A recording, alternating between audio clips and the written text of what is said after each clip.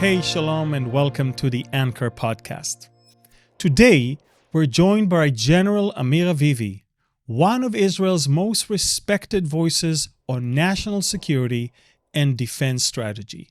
A former senior IDF officer, he served for over 30 years in key command and staff positions, including in combat engineering, strategic planning, and as an aide to the Chief of Staff. After retiring from the military, he founded the IDSF, the Israel Defense and Security Forum, a network of hundreds of former generals, officers, and defense experts dedicated to strengthening Israel's security and values. General Amir is also the author of No Retreat: How to Secure Israel for Generations to Come, a strategic call to action for Israel's future. Today, we'll talk about his background, the founding of the IDSF, the failures that led to October 7th, and how he sees Israel's future in this changing regional landscape. So I want to welcome General Avivi to our podcast. Shalom, General. Shalom. Thank you for having me. General, you have an exceptional story. Not only that you joined the IDF, as all do at the age of 18, but actually your story goes all the way back. Your family story goes back hundreds of years, back to Jerusalem, which is not the case of most of the Israelis nowadays here. So tell us your story. Yeah, so I come from a family that has been living in Jerusalem 15 generations. My family Amazing. arrived to Israel in 1620. Straight from Spain. Not straight, almost straight. Almost straight. They were expelled from Spain. True, yes. As many Jews were, at the Yes. time in the 16th century. They moved to Saloniki, to Greece. And from Greece, they made Aliyah. They came to live in Jerusalem, in the old city. There was nothing else, Yes. There was the old city. It's amazing that Jerusalem, the moment the Jews left, remained within the walls 2,000 years. Amazing. The first time the first neighborhood is built outside of the walls is when Jews come back, In the and Jerusalem then 1800s, starts to grow. And when the first neighborhood was built, Yemin Moshe, my family moved to Yemin Moshe. Which was very daring at that time. Very daring. Because Security-wise, Exactly. definitely. And from there, they spread all over Jerusalem. Amazing.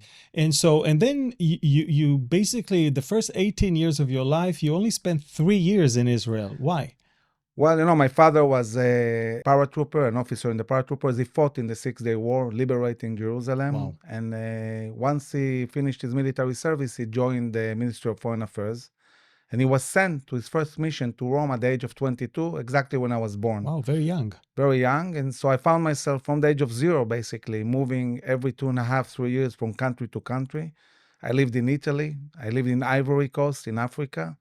I lived in Chile and Argentina, 5.5 years. So 3 extra languages. Yeah, Italian, Actually, French, 4. Spanish. Yes. And I came back to Israel for my bar mitzvah at the age of 13. Spent 3 years in Israel. And at the age of 16, my father tells me, Amir, we're moving again. We went back to Rome, where I graduated from a British high school. I had an amazing experience there. Being a Jew and an Israeli, in 3 years, became Amazing. house captain in my school. And, I thought about it a lot. How did they make me house captain? I was new. I was a Jew. I was an Israeli, They signaled your future. Yeah, I could have attributed it to, I excelled in sports. I had leadership, but really it was about something else. I was a very, very proud Jew and Israeli, and it reflected everywhere. And I learned a very big lesson every Jew needs to learn. When you respect yourself and who you are, You're being respected. people respect you. Amazing. And then you moved back to Israel alone. Your parents are still back in Rome. And by yourself, you joined the Combat Engineering Corps in the IDF. Take us from there. So I come back at the age of 18 from this British school, straight to the first Intifada, find myself in fierce fighting against the riots of Palestinians, but also a lot of operations in Lebanon. I start, as every Israeli starts, as a simple soldier. I really liked military service. I went to officers' course, became an officer, platoon commander, company commander.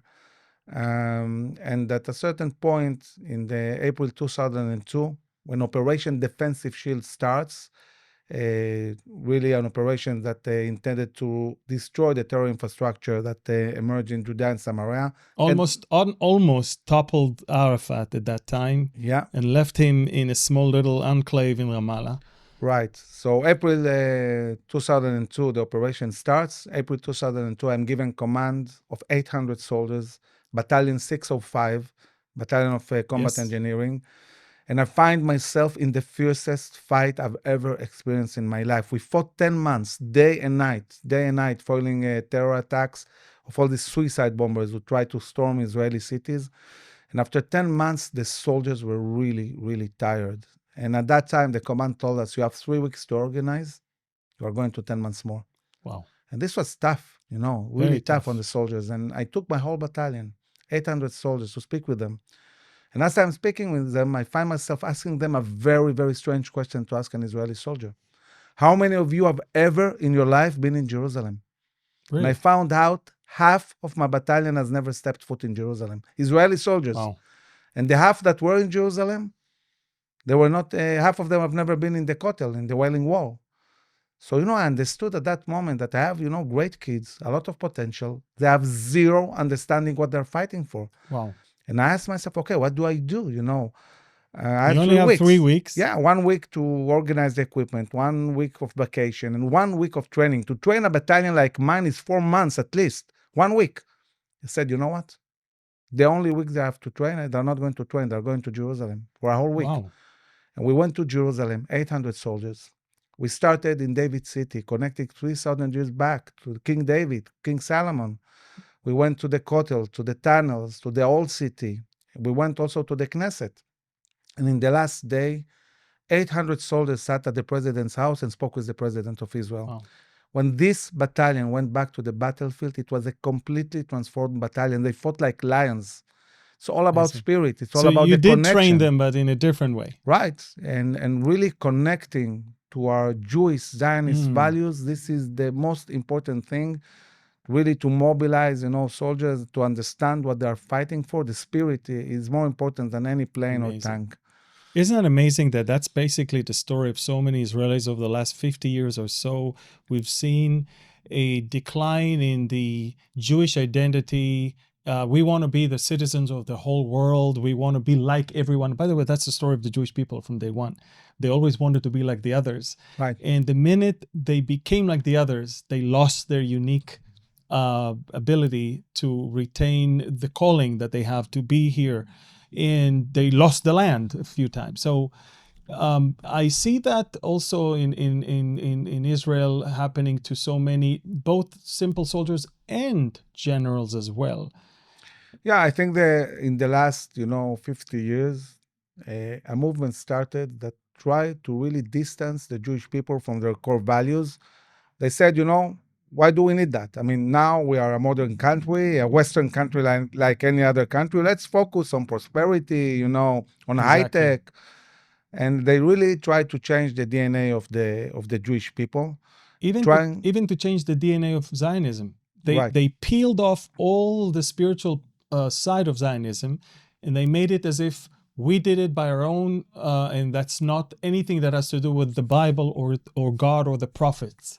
It's true. And they also tried to politicize our core values. They made Judaism and Zionism a political issue. And when you do that, the reaction in the army or in any governmental entity is, we don't deal with politics. We put politics aside. Yes. And suddenly our values became a political issue. And this is devastating to the spirit, to the connection of the young generation, but not only, also the generals.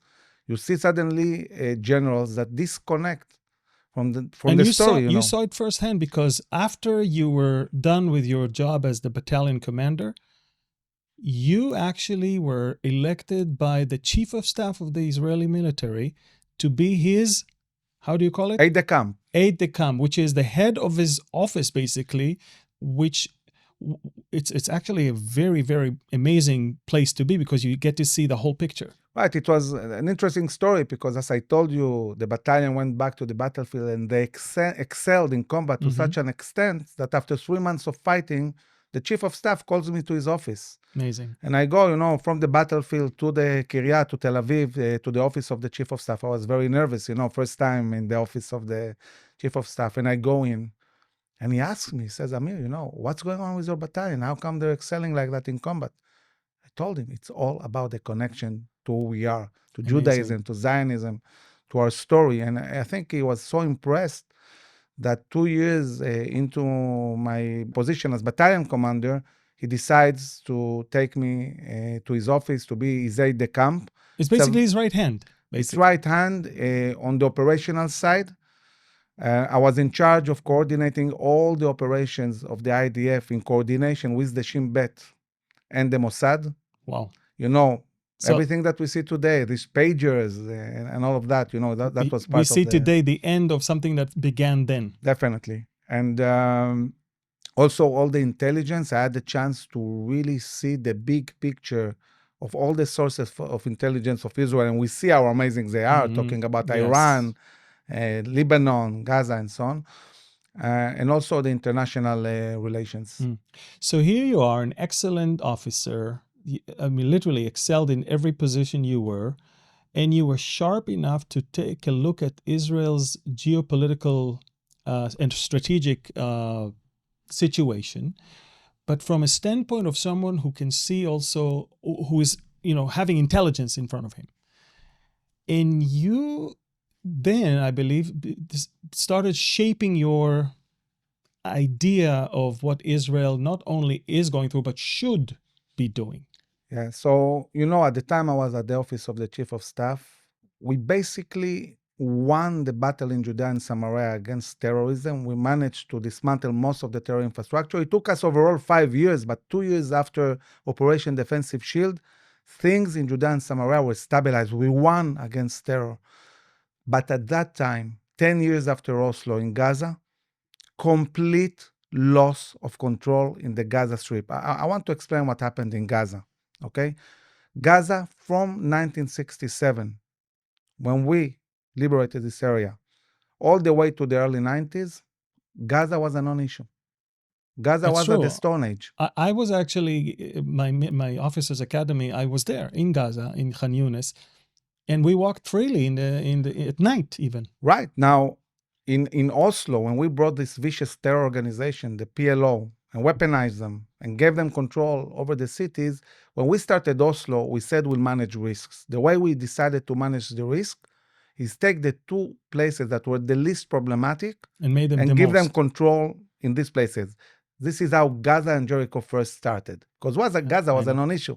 I was in Jericho at that time. I mean, Gaza was when I did the training, but Jericho is when I was the deputy governor at that time. And I implemented the Oslo Accord in the Jericho area. So I know exactly what you're talking about. Right. And remember that Jericho was a non-issue in Judea and Samaria. The same was Gaza, So what we said is we'll manage the risk. We're not going to leave a Philadelphia corridor, which we talk about a lot now. Mm-hmm. We are not going to remove our towns. We're just going to give them control in the cities. To manage their own business. To manage their own business, but we took a very dramatic decision that will impact later on. We are not going into the cities anymore. We are not operating. This was implemented in 1994. Yeah.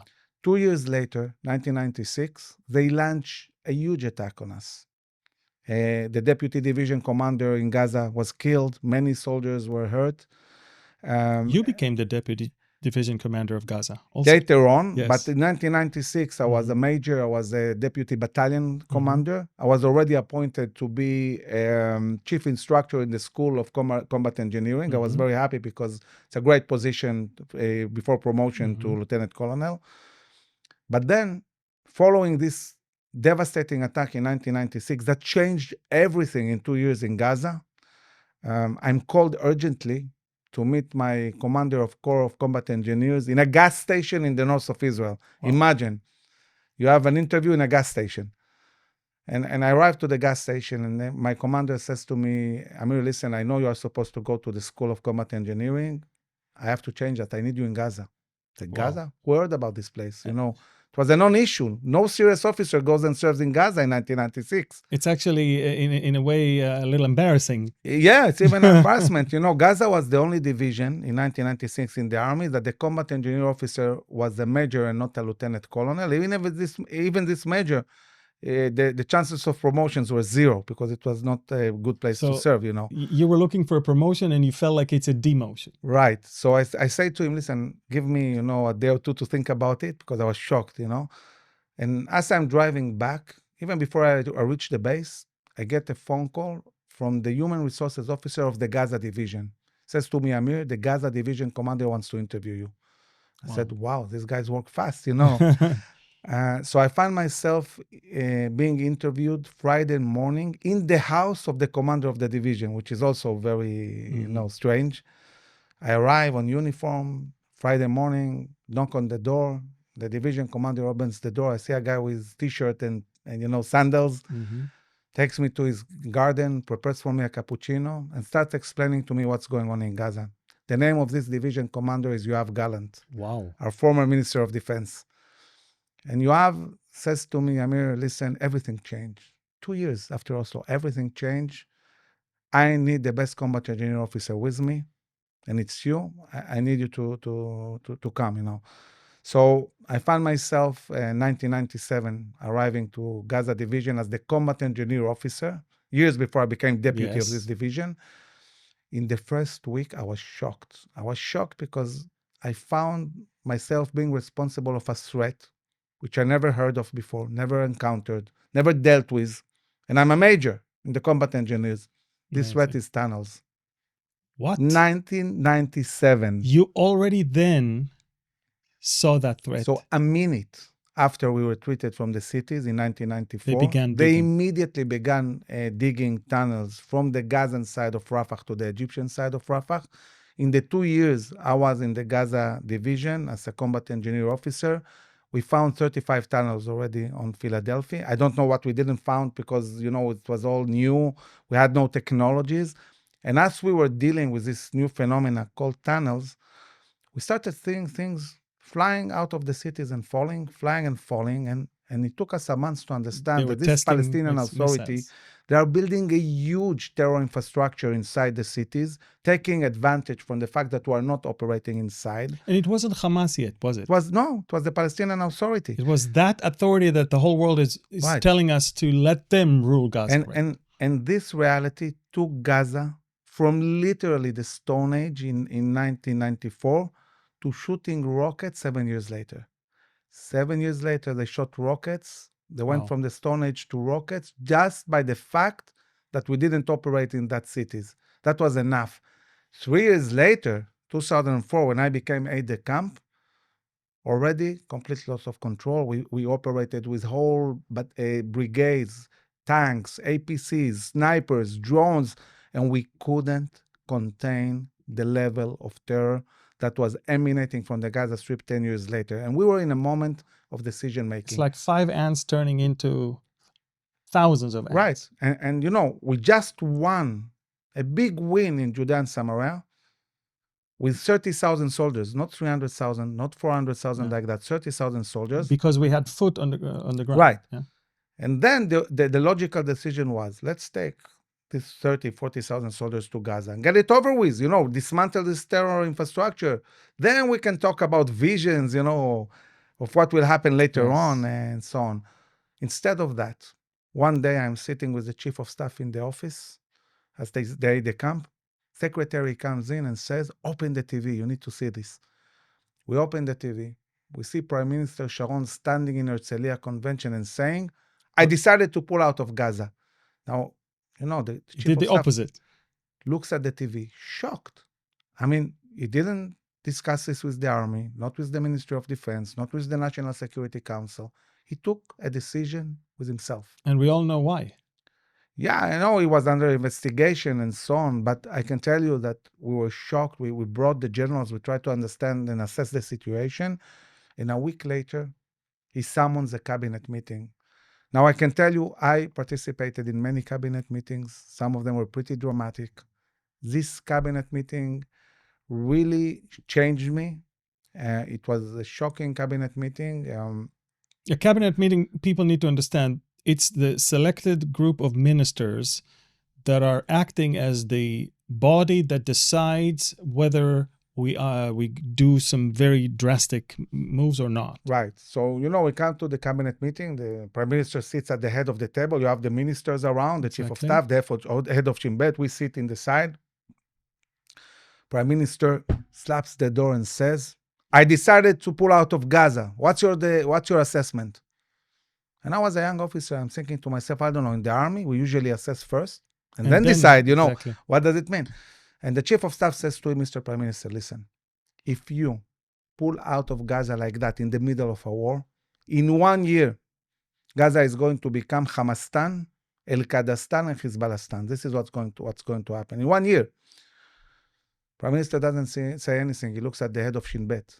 Says, what's your assessment? He said exactly what the chief of staff said. If you connect Gaza to Egypt, endless amount of weapons, money, technology are going to pour into, the Gaza Strip. We're going to lose control.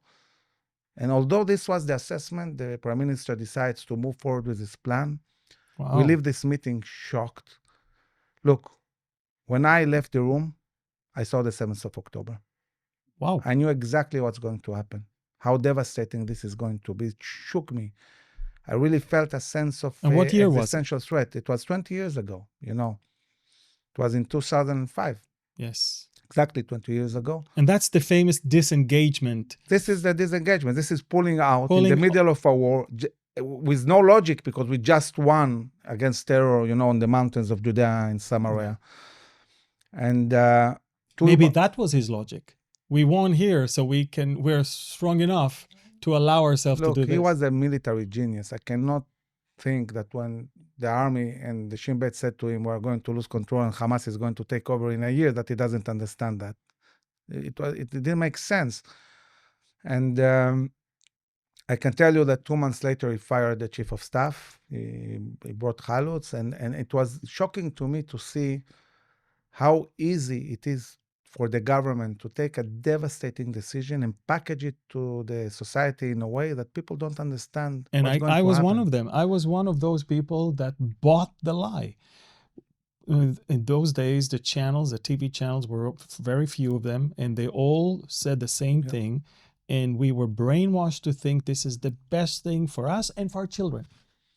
Right. So when I saw that, first, I felt a sense of existential threat. I said to myself, okay, this is the kind of decision-making that Israel does, and it's so easy to sell it to the public.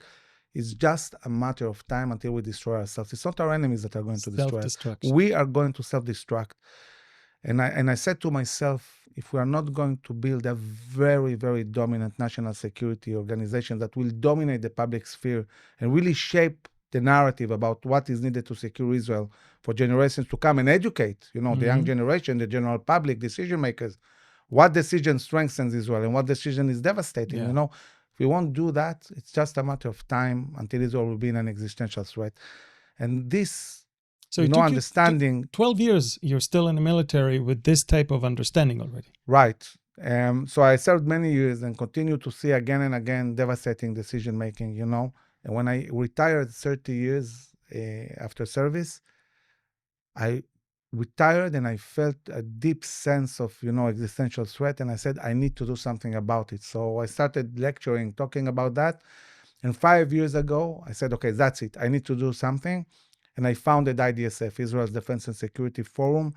I knew that most of the officers, commanders, operators of the IDF, Shin Bet, Mossad, they are brave, they are Zionists, they are resolute, but they had no voice at all.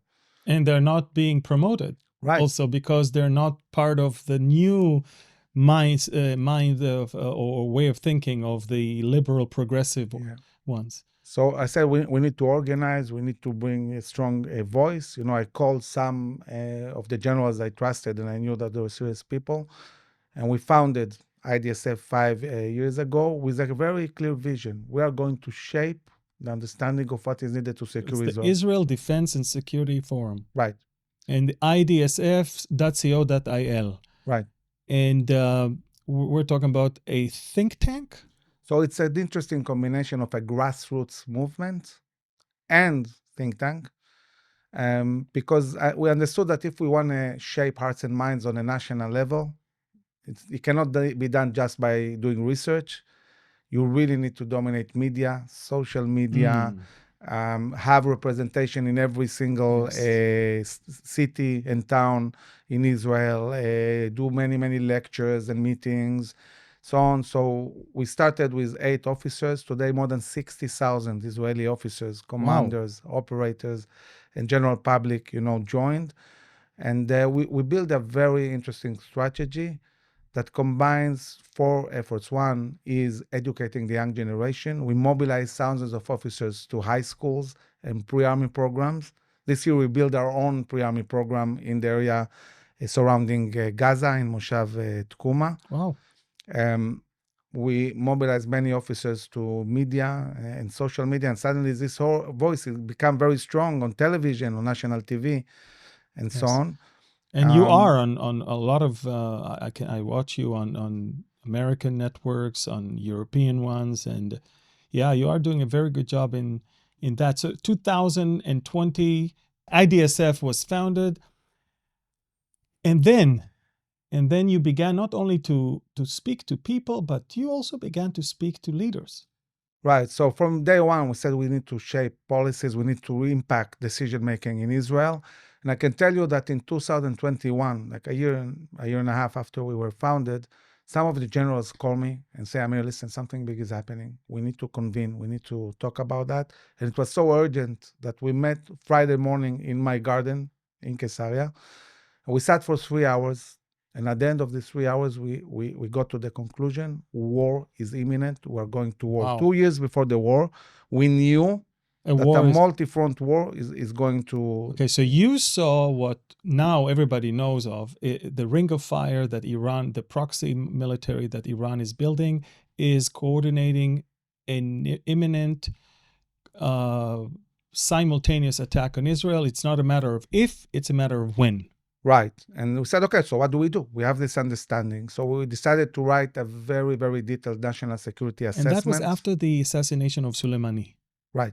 But also after the retreat from Afghanistan. It was also after so Biden is already operation. So Biden is already president. Right. And you already see that imminent... Yeah. So this big change, when we saw the retreat from Afghanistan, which conveyed a message to the radical Muslim world, Go for US is weak.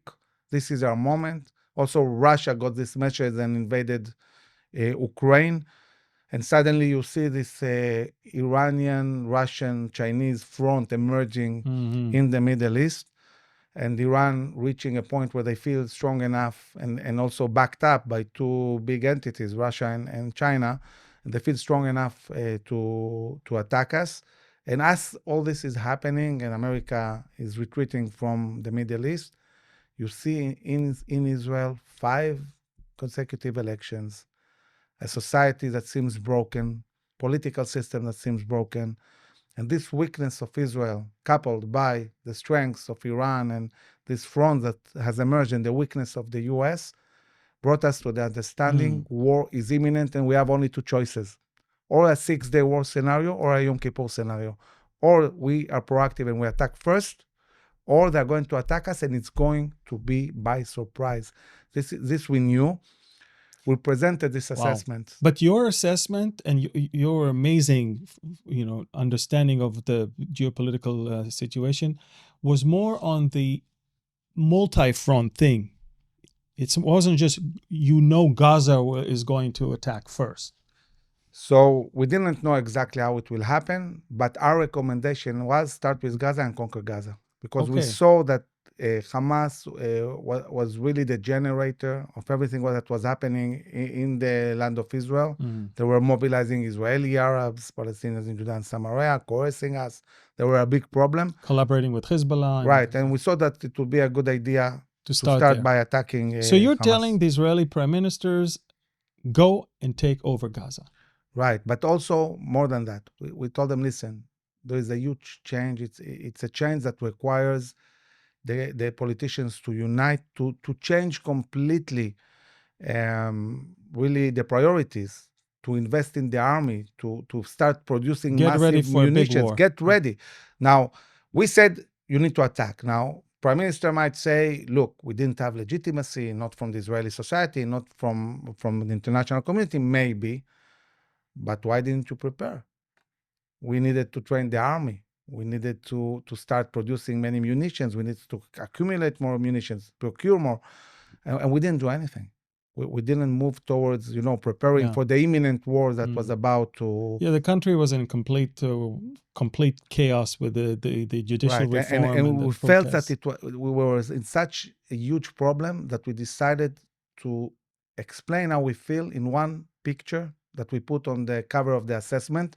Not the book. I'll talk about the book. In the assessment, we put a picture of a frog being boiled in a pot. Wow. And we said, this is Israel. Israel is being boiled in a pot. And if we don't do something about that, this frog is going to die inside the pot. It's just a matter of time, maybe 5 years, maybe 10, 20. But it was devastating, the situation we were in. So you saw it as an existential threat? Definitely. And it wasn't the only threat. I mean, one threat we addressed was Iran and all its proxies. One threat. All this war is one threat out of 4 we talked about. The second threat we addressed was what we call the fight over the land of Israel.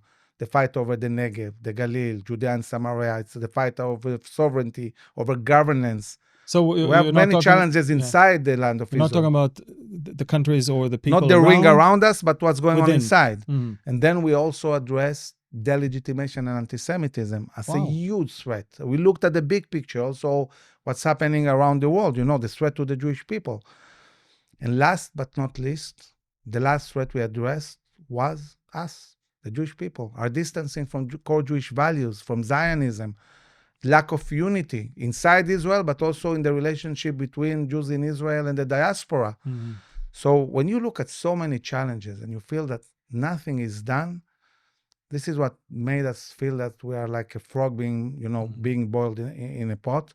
And as we were presenting this to the government and to the army and the Mossad and so on, I said to myself, how do we convey this message to the general public? And I decided to write a book. And you actually came up with the Hebrew version of now, which is in English. It's called No Retreat. And by the way, you can find it on Amazon. We have a QR code underneath that you can scan and get it. But this book in the Hebrew version actually was published 6 months before October 7th. So it was published 6 months before the war. It describes the whole war that is coming and also what will happen after the war. And so far, it's very, very accurate. Very accurate. And when I was asked, okay, what do you want on the cover of the book? Yeah, and that's the original in Hebrew. And so tell us about the cover. Yeah, so what we see, first the name in Hebrew is we cannot go back, or meaning we cannot be back in the diaspora. We cannot be thrown out of our country. And when I published a book that says we have no choice, we cannot go back to the diaspora, people, what are you talking about? We have the army, we have the Shin Bet, what diaspora? But I felt that we are in an existential threat. And I chose to put a picture of a soldier looking visionary ahead, but the shadow of the soldier is the boy from the Holocaust standing like that, right here. Yes. In front of the Nazis, completely helpless. And this is how I felt 6 months before the war, a sense of Holocaust. And you look at the yellow, which reminds also the hostages, right? True. So really, the book was saying to the Israeli people, war is upon us. But I can tell you that on the 7th of October... Where were you when it happened? So 6:30 in the morning, I was sleeping. My wife woke me up in Caesarea. She woke me up. She said, Amir, we are in a war. I wake up. It takes me a minute to understand that it's Hamas attacking. And the first thing that crosses my mind, why isn't Hezbollah attacking? I mean, we envisioned a multi-front war. Yes. As a military guy, it didn't make sense to me. Because it didn't make sense just Hamas attacking so fiercely, Which later on you understood it was a big mistake that they... Yeah. So second question I asked myself, what is Hamas thinking? Are they crazy? How can, don't they understand what will happen later on? Okay, maybe they surprise us and it's devastating. But I knew at that moment it will take us a day, maybe 2, maybe 3. We're going to stop them, kill all of them on our side, push them back to Gaza. And then what exactly didn't think will happen? And I realized that they really, really believe that we are so broken that they can attack such a fierce attack on us and they will survive it. They really believe so. That they will survive. Yeah. Even if they attack alone, they believe they will survive because the world will stop us, because we won't have the reservists there, or we won't have the energies to Do you think they fight them. They also thought that others will join them because they made the first move? They did think that others will join, which didn't happen in the first day. Now, I can tell you that the first thing we did is call the Northern Commander and say, listen, we don't know what the army is saying to you. Mobilize the whole Northern Command now. Hundreds of thousands That's of soldiers what I remember. to the northern border. Everybody thought it's just a diversion from Yeah. what's coming next, which is from Hezbollah. So first thing was make sure that there is no other front, that we contain this, that it's only the southern front, and make sure that Hezbollah doesn't attack us by surprise. So in the first hours, we were really concerned about actually what's going on in the north, even more than the south, looking at the big picture of a war.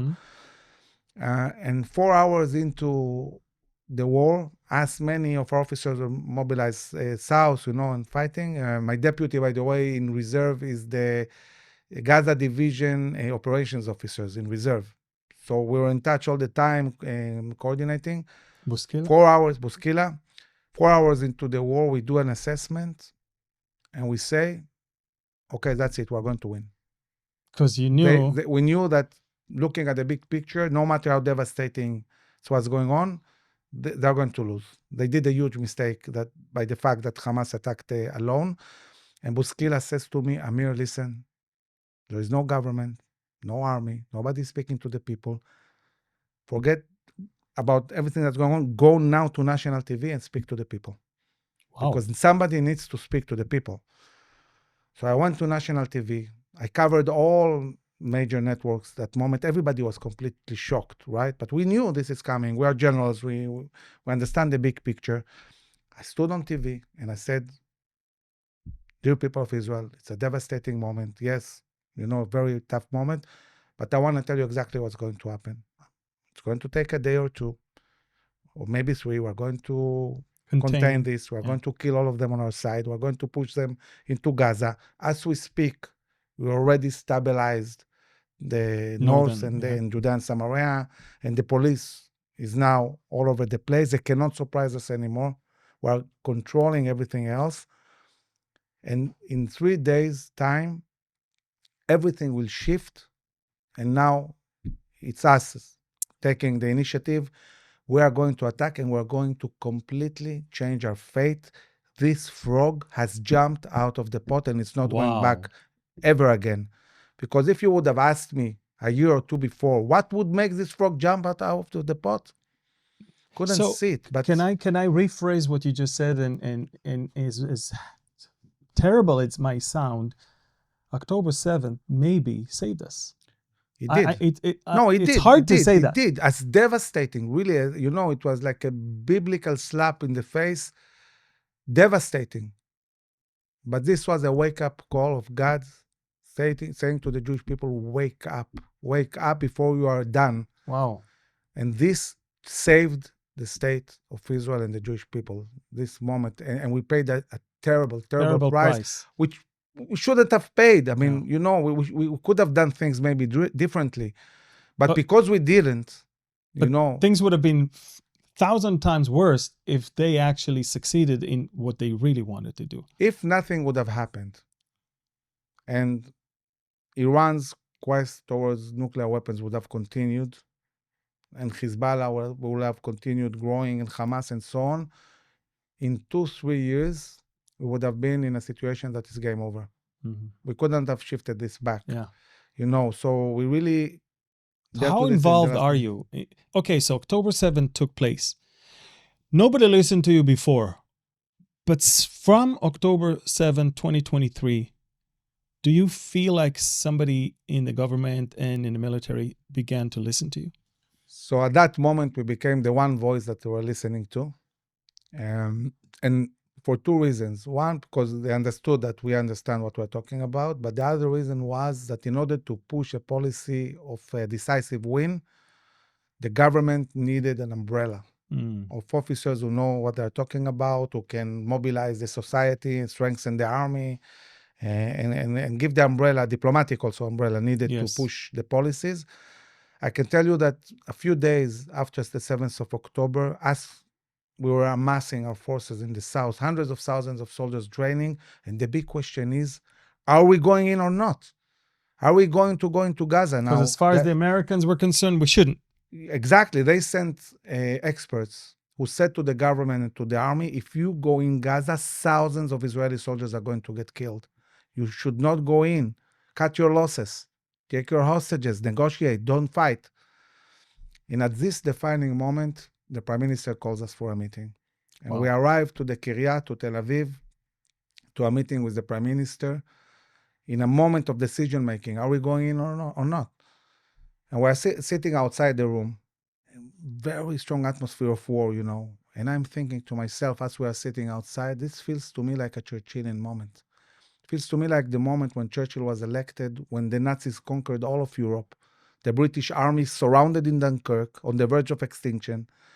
And Churchill, he stands in the British Parliament, and this gives inspiring speech talking about victory. Exactly. They're about to be destroyed, and he mobilizes the whole British society to fight, And I said to myself, when we go into the meeting with the Prime Minister, this is not just about, giving him the right advice, what to do with Division 99 or 162. It's about spirit. So we go in, and I sit in front of him. And I look at him, and, it's a very tough moment for him, devastating. And I said you to saw him, on his face. Wow, you couldn't miss it, It was really hard moment. And I look at him and I say, Mr. Prime Minister, I cannot even imagine what you are going through. It must be devastating how you feel, the sights of the 7th of October, the atrocities. And you are asking yourself, how did it happen to me, probably? I want to tell you something. You should not feel like that. You are privileged. You were chosen to lead Israel in its most defining war in its history. You were chosen. You said that all your life prepared you for this moment. It's not by chance that you are sitting on this chair. I wish I was on this chair. You are privileged. Wow. You were chosen to lead us to the biggest victory in our history. It's up to you. And the generals told him, listen, we know you are disappointed. The army failed miserably on the 7th of October. Yeah, well. But we know the commanders, we know the brigade commanders, the soldiers, the company commanders. In other words, the top generals failed you, but we know... we know that our warriors, give them the command. When they go into Gaza, nothing will stop them. Nothing. In a way, did you insinuate that stop listening to the generals and count on your military?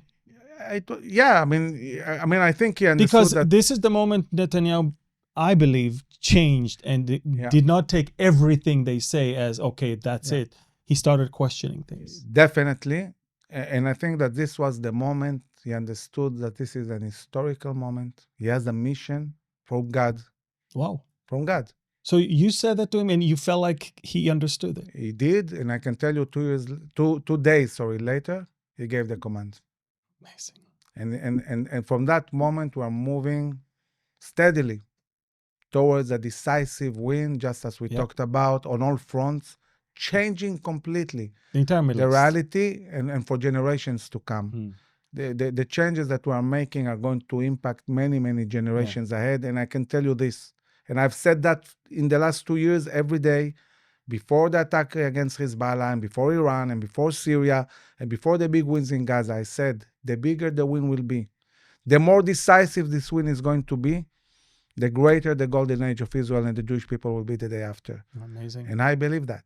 I believe that we are on the verge of a golden age. And President Trump, when he spoke in the last week in the Knesset, he said that you are on the way to your golden age. So golden age, when we spoke earlier, in your mind, golden age is not just financial prosperity, but what you really think should and may happen is that the Jewish people around the world will finally understand that they need to move back here. Yeah, I think our golden age is really realizing everything that our redemption is all about.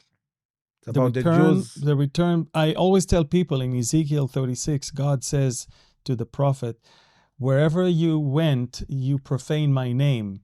And how did you profane my name? Because you were away from your land. And people ask, aren't you God's people? Why are you not in the land? And God said, you need to come back. Right. And I think this is the moment. And I think that what we'll see is that Israel will emerge very strong and prosperous and stable from this war. And unfortunately, as optimistic as I am about what will happen in Israel, I think that anti-Semitism, unfortunately, is going to grow more and more. And we need to prepare Israel to absorb, millions of Jews that will come so in a to way, Israel. And this it's a blessing in disguise, basically. Yeah, in a way.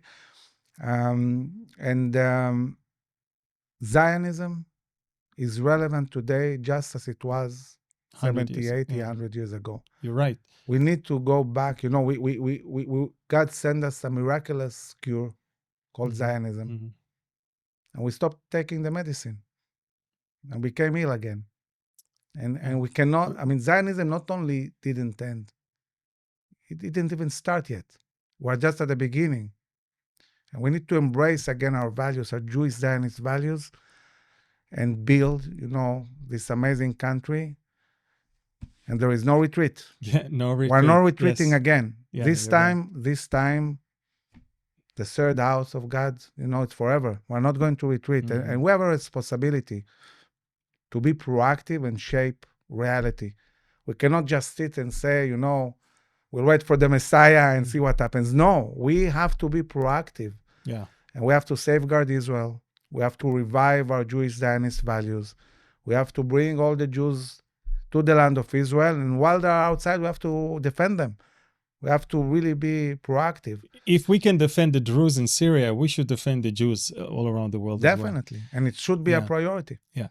Look, I wanted to touch more about October 7th, but I think that maybe we can do it in another time. I think that we ended up in the probably best note we can on the future of Israel. Although I really wanted to ask you, do you think it's the end of the wars? The Bible says that there will be more wars, such as the one that is called Gog from the land of Magog, but Israel will be safe, secure, and prosperous when that happens. So it's not like you're saying, now we're going to win and that's it.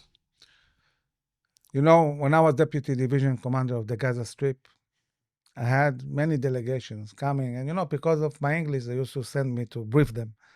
And we used to stand in a site called Black Arrow, overlooking the northern part of Gaza. And each time it was the same. I was a colonel at the time. They would ask me, Colonel, what's going on in Gaza? And no matter what really went on in Gaza, I always answered the same. I said, since the day of the judges, same thing. Gazans attack us. We bring the people, we fight them back again and again and again. You read the book of Judges, you look at today and you ask yourself, what changed? The same dynamics all over again.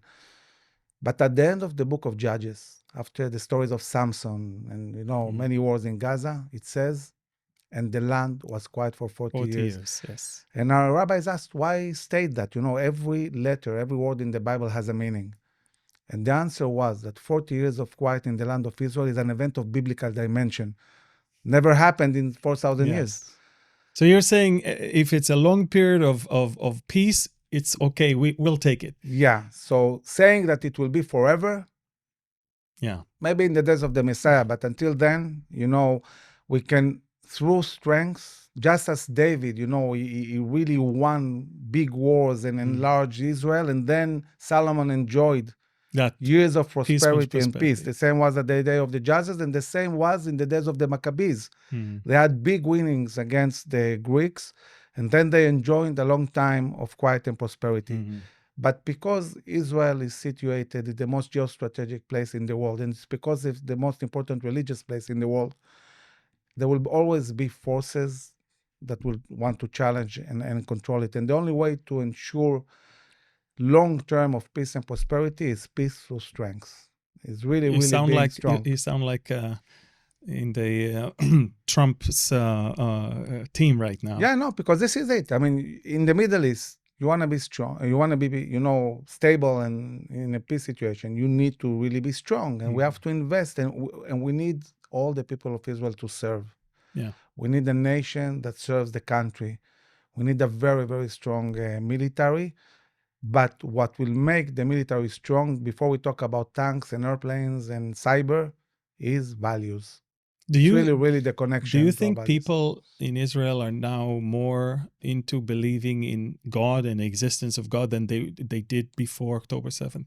Definitely. Do you see a shift? Huge shift. Even among the leadership and the military, and I mean, you see that. When you see the whole Air Force of the State of Israel flying to Iran, facing 120 air defense systems, and they're able in minutes to kill all the leadership almost of the military of Iran and the scientists, and destroy 80 of these systems, and not one airplane falls. And we fight for 12 days, and everybody is safe back. If this is not a miracle, I don't know what a miracle is. Yeah, I mean, we are the land of people miracles. don't understand the level of danger we were in. And by the way, I can tell you that when we decided we were going to attack in Iran, which was like 7 months before it happened, we shifted the center of gravity from the north, from Lebanon, Syria to Iran. And in 7 months of really focusing on preparations, Israel developed capabilities that are beyond imagination, that bend the laws of physics and chemistry. It's capabilities that are going to impact 50 years ahead. It didn't just impact the 12 days of war. And this burst of creativity in a very, very short time, and not only being able to be creative, but also to weaponize this, make it, capabilities that actually work on the battlefield. I don't think there is any nation in the world. Do you think there's a need for round 2 in Iran? Or in Hezbollah? Or I think that we'll have to build a national security concept that says that we need to be all the time proactive in preventing any future buildup of forces that might endanger us, which means you have to be constantly, proactive. Striking, yeah, if needed. So, and you don't call it another war. It has to be a routine. It's exactly. It's a kind of like what we're doing in Lebanon right now. Yeah. Now, part of the way to deal with this is also building this alliance, this Western Israeli moderate Sunni alliance that will extend all the way to Indonesia. I saw this morning pictures of President Trump visiting Malaysia. It's not by chance. It's another country that we want to normalize relations with. So building this alliance under the umbrella of the U.S. is part of the way you have to deal with the future you're approving the 20 points program of Trump. Yeah, as long as they're all implemented. We dismantle Hamas, they get out of Gaza, we completely demilitarize the Gaza Strip, we sign these peace agreements, but we all the time have to be alert and proactive. And also remember that even when we win all this multi-front war, we have a big challenge inside the land of Israel. We have to deal with our sovereignty and governance in Judea and Samaria, in the Negev, in the Galil, and we have to focus on the rising anti-Semitism and delegitimation, and also deal with the most important thing, us. So the 4 things that you described in your book, these are active battles. So the book gives a real formula. We talk about how to secure Israel for generations to come. It's amazing, that for a nation that has been expelled from its land 4 times, Assyrians, Babylonians, Romans, Muslims, 2,000 years in the diaspora, and even when miraculously we managed to come back, endless amount of wars and operations, and one question, that is important in this life, how to secure Israel for generations to come. No think tank has ever answered this question. No government has ever given a serious answer. And we in IDSF, we said, we'll answer this question. We put an answer to what is needed to secure Israel for generations to come. And this answer will have to be reviewed every 10, 20, 25 years because things change. But we gave an answer. Let's talk about that. We need to really discuss that. And the answer doesn't talk just about the army, Shin Bet or Mossad. It gives an understanding of what kind of existence we have in the land of Israel, what kind of peace agreements could we have and what not, what would strengthen us, what would endanger us. It looks really at the big picture of Israel's national security. Amazing. Wow. What a amazing and so inspiring conversation we had. What is your future? I mean, do you look for a political position or are you thinking about that? So I can tell you that when I founded IDSF, the last thing on my mind was politics. I really was against even thinking about that for many years. But on the 7th of October, when I saw this massacre, I felt two things. I felt really angry on all the politicians that didn't listen to us and brought us to this terrible situation. And I felt also a sense of guilt. I said to myself, we knew what was coming. Maybe we could have done more. Maybe I should have shouted more. Maybe I should have rioted. I don't know. I felt like, survivor's guilt. Then I said to myself, okay, a movement is great and we're going to continue that, and the think tank is great and we're going to do that and so on. But decision making is done in the government. In the cabinet. And I cannot have a reality that we don't impact this decision making. So now I look at it differently, and I really think seriously about, the need of new leadership in Israel. And I think we need a new leadership. It's not going to change in a day. It's not that in the coming elections, all the politicians will go home. No.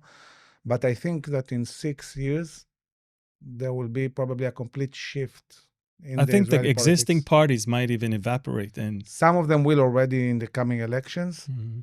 Others in the elections afterwards.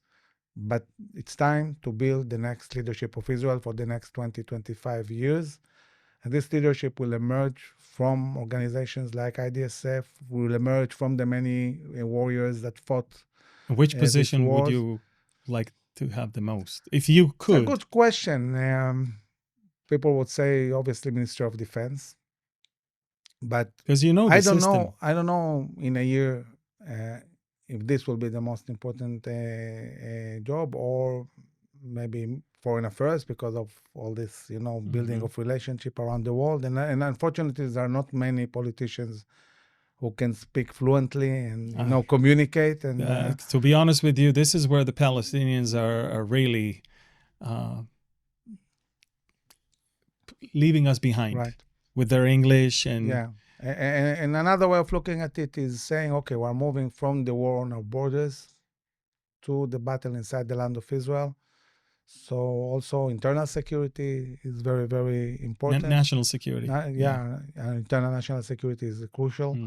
So there are many important issues, and we'll have to see, Well, so we want to wish you a lot of success in your endeavors. Thank you for a breathtaking interview. And I want again to tell people that this is an amazing book that they should put their hands on. No Retreat, General Amir Avivi. You can find it online. We have a QR code in the lower third, so you can scan and get that book. General Avivi, thank you very much. And come back again if you have a chance. Thank you very much.